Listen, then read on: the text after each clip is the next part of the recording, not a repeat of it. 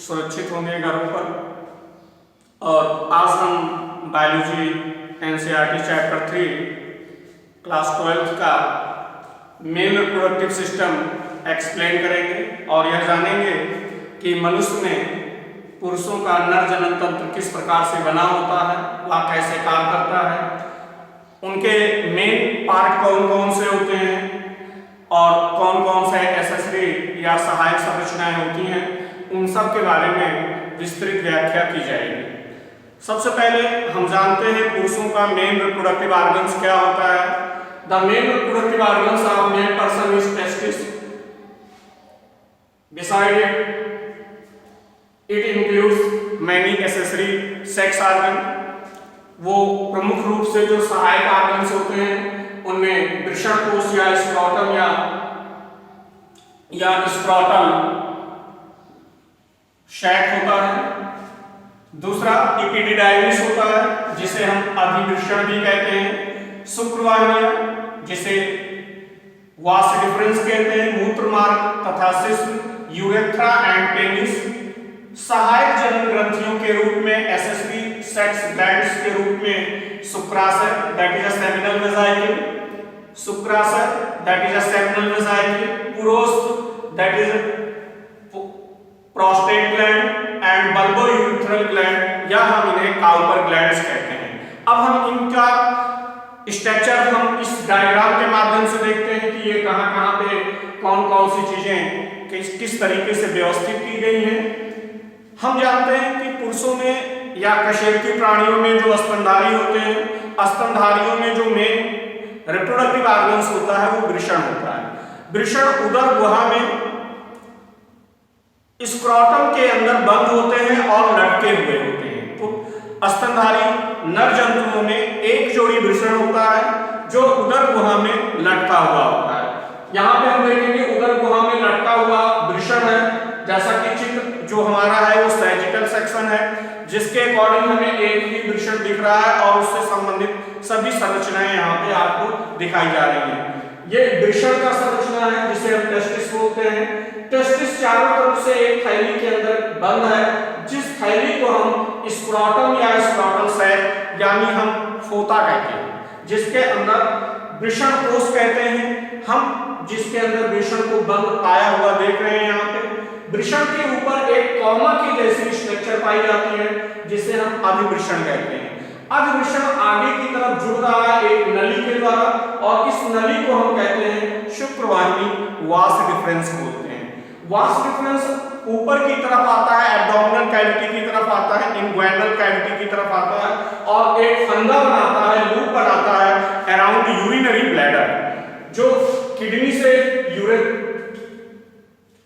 से होता हुआ नीचे की तरफ आकर के जहां पे मूत्र का कलेक्शन होता है यूरिनरी ब्लैडर के चारों तरफ वास डिफरेंस एक लूप बनाता है और उस लूप से होता हुआ नीचे की तरफ आता है तो एक पाउच में ओपन होता है और उस पाउच को हम सेमिनल वेसिकल कहते हैं, जिसे हम शुक्राशय कहते हैं।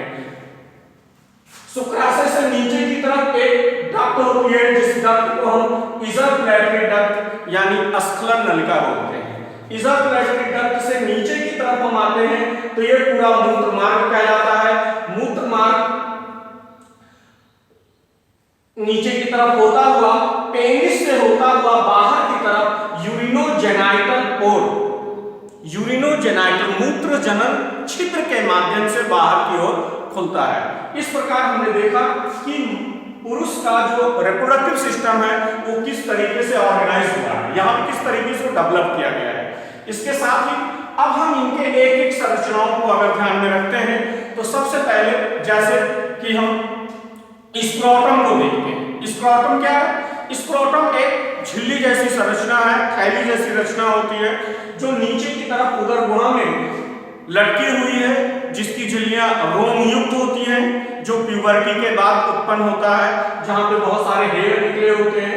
ये रोम युक्त झिल्ली होती है और इस झिल्ली की दीवारें एक विशेष प्रकार की मांसपेशियों से बनी होती हैं जिसे हम डार्कस मसल्स बोलते हैं। इसकी दीवार जो होती है वो विशेष प्रकार की मसल्स से बनी होती है जिसे हम डार्कस मसल्स बोलते हैं।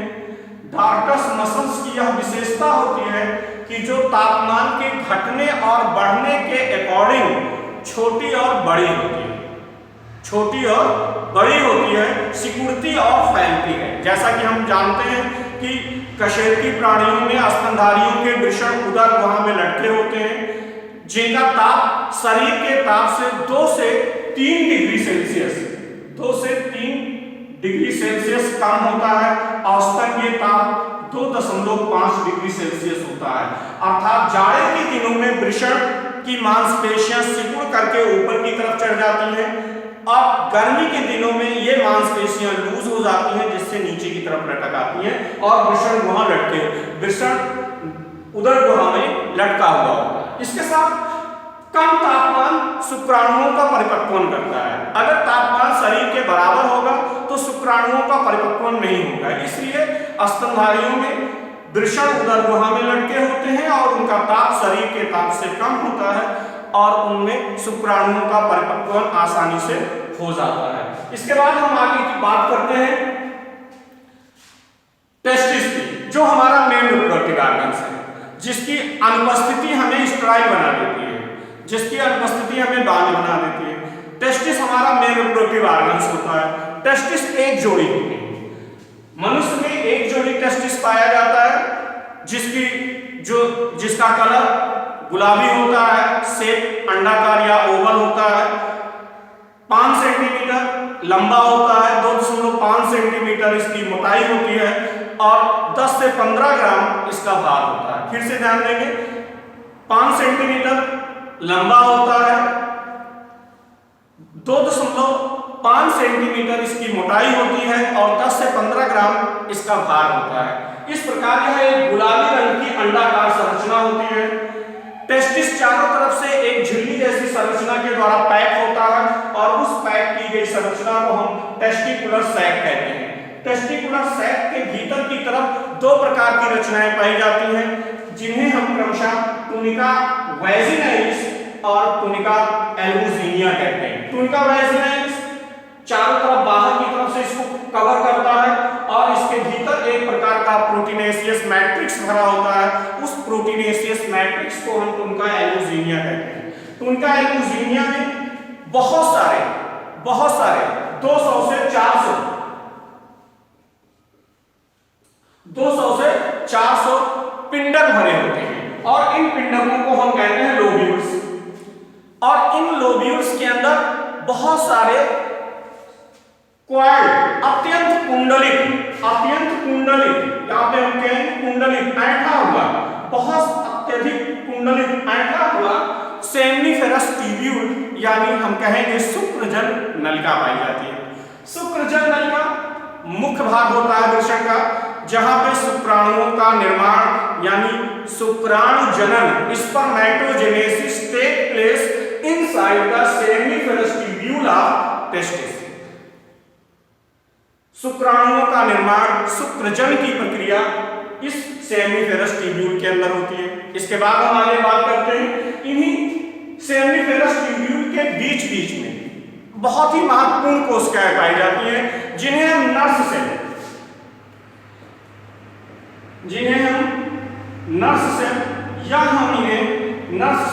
या इन्हें हम सर्टोली सेल्स कहते हैं। ये एक प्रकार की सेविका होती है, सर्टोली की सेल्स होती है, एक प्रकार की सेविका होती है जो विकसित हो रहे शुक्राणुओं का पोषण करती है, उन्हें अवलंबन प्रदान करती है, सपोर्ट करती है, सहारा प्रदान करती है।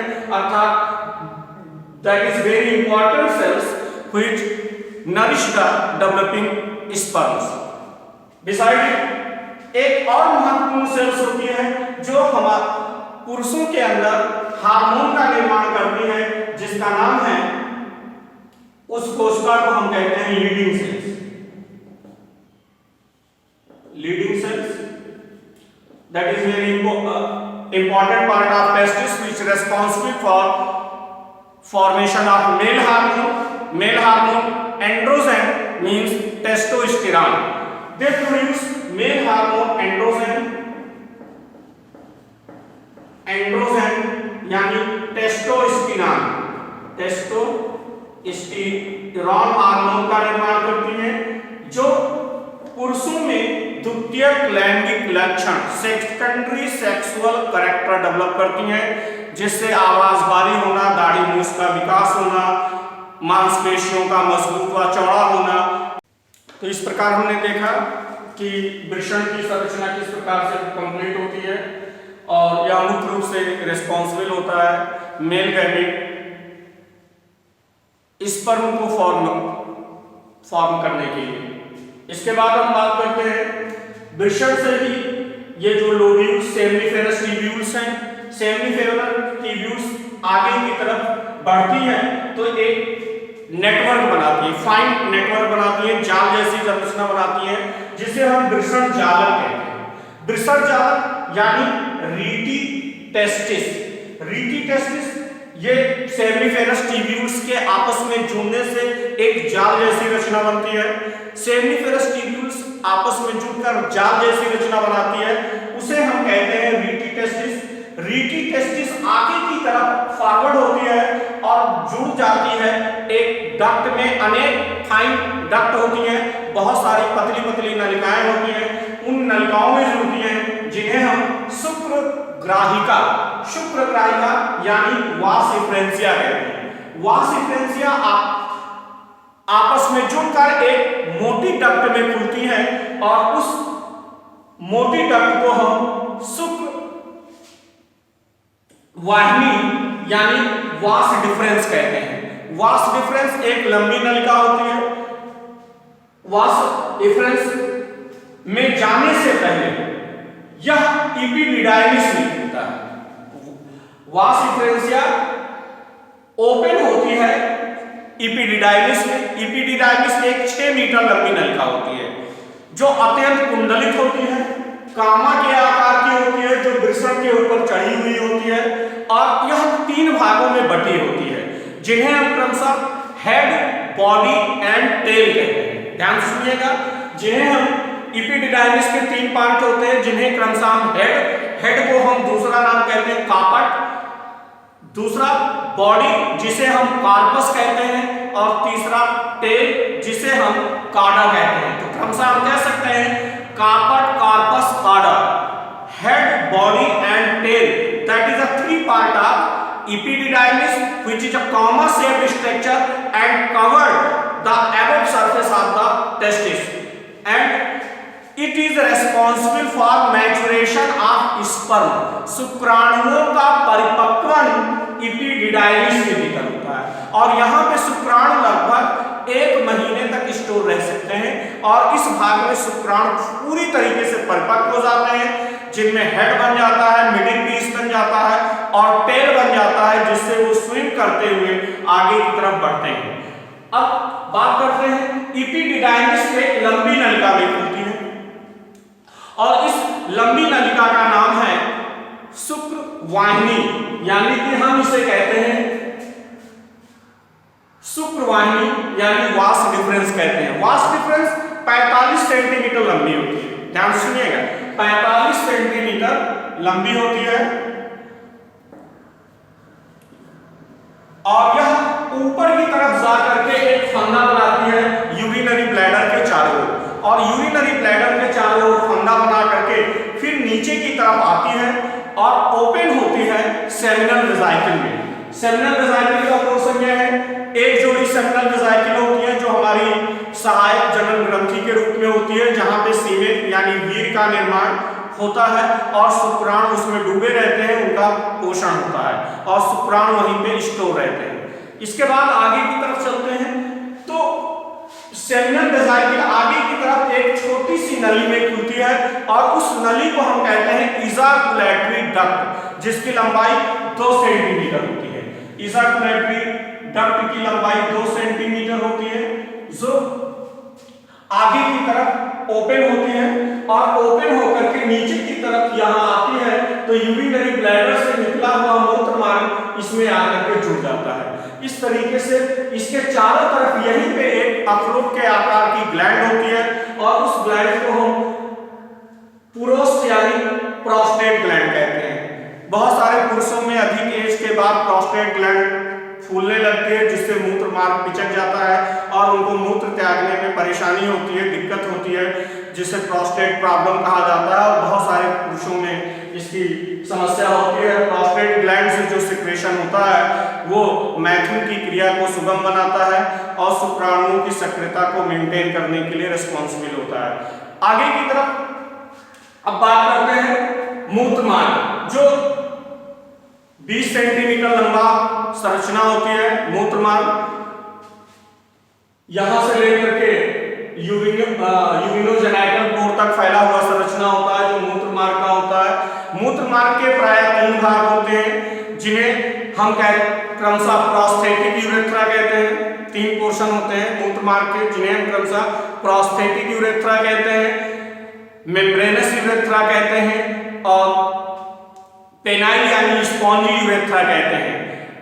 प्रोस्टेट यूरेथ्रा, मेम्ब्रेनस यूरेथ्रा और पेनाइल यानी स्पॉन्जी यूरेथ्रा के नाम से जानते हैं। स्पॉन्जी या पेनाइल यूरेथ्रा वह होता है जो पुरुषों के शिश्न से नीचे की तरफ लटका हुआ संरचना होता है।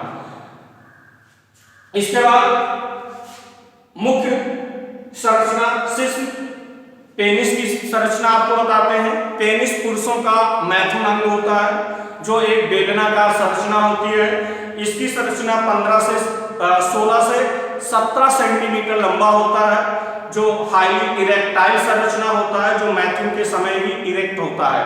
इसकी संरचना के 3 भाग होते हैं, जिसे हम root of penis, body of penis and glans of penis कहते हैं। ग्लांस ऑफ पेनिस बाहर की तरफ मूत्रोजनन छिद्र के द्वारा यानी यूरिनोजेनाइटल पोर के द्वारा बाहर की तरफ खुलता है। यूरिनोजेनाइटल पोर के द्वारा बाहर की तरफ खुलता है। ग्लांस ऑफ पेनिस एक मेम्ब्रेनस स्ट्रक्चर के द्वारा खुला ढका होता है। मेम्ब्रेनस स्ट्रक्चर के द्वारा यह पोर्शन ढका होता है, जिसे हम फोरस्किन कहते हैं। जैसा कि यहूदी और मुस्लिम पुत्रों में, उनके लड़कों में खतने होते हैं और इस फोरस्किन को काट करके बाल्यावस्था में ही काट करके अलग कर दिया जाता है। इससे बैक्टीरियल इंफेक्शन नहीं होता। इसके बाद आंतरिक संरचना अगर हम पेनिस की देखते हैं तो पेनिस की आंतरिक संरचना में 3 कॉर्ड होती हैं, जो 2 कॉर्ड ऊपर की तरफ पृष्ठ होती हैं, पृष्ठ तल की तरफ होती हैं, पृष्ठ तल के दोनों साइड में होती हैं, जिन्हें हम डॉर्सोलैटरल कॉर्ड कहते हैं। और एक वेंट्रल सरफेस पे अधर तल पे एक कॉर्ड होता है, जो डॉर्सल सरफेस पे कॉर्ड होता है। उस कॉर्ड को हम कार्पोरा कैवर्नोसा के नाम से जानते हैं, जो ऊपर की तरफ दोनों साइड में होती हैं, और नीचे की तरफ जो होता है उसे कार्पस स्पॉन्जियोसम के नाम से हम जानते हैं। कार्पस स्पॉन्जियोसम और कार्पोरा कैवर्नोसा ये 3 कॉर्ड हैं जो हमारे पेनिस के संरचना में पाई जाती हैं, जिनमें मैथुन के समय रक्त जाकर के भरता है, जिससे पेनिस मोटा और कड़ा हो जाता है। इस प्रकार पुरुषों के जनन तंत्र से संबंधित उनके रिप्रोडक्टिव पार्ट में जो रचनाएं यहाँ पे पाई गई हैं, उनका विस्तृत अध्ययन आपको मैंने कराया। इस प्रकार यहाँ पे आगे की तरफ भी हम देखते हैं कि ये 3 मेन ग्लैंड्स होती हैं, जो हमारे स्पर्म को स्टोर करने में, स्पर्म को न्यूट्रिशन देने में, स्पर्म को मोटाइल बनाने में, स्पर्म के फ्यूजन में, निषेचन में, मैथुन की क्रिया में आदि में सुगमता प्रदान करती हैं। तो पुरुषों के जनन तंत्र से संबंधित संरचनाओं को आप ध्यान से देखेंगे और इनके बारे में विस्तृत जानकारी आपको दी गई, इनका अध्ययन आप कर लेंगे। इस प्रकार आपको क्लास 12 के एनसीईआरटी के कोर्स में नर जनन तंत्र की से संबंधित समस्त संरचनाओं को मैंने विस्तृत रूप से आपको बताया है। डायग्राम को आप ध्यान से देख लेंगे और आप अपने सजेशन हमें जरूर बताएंगे। Thank you.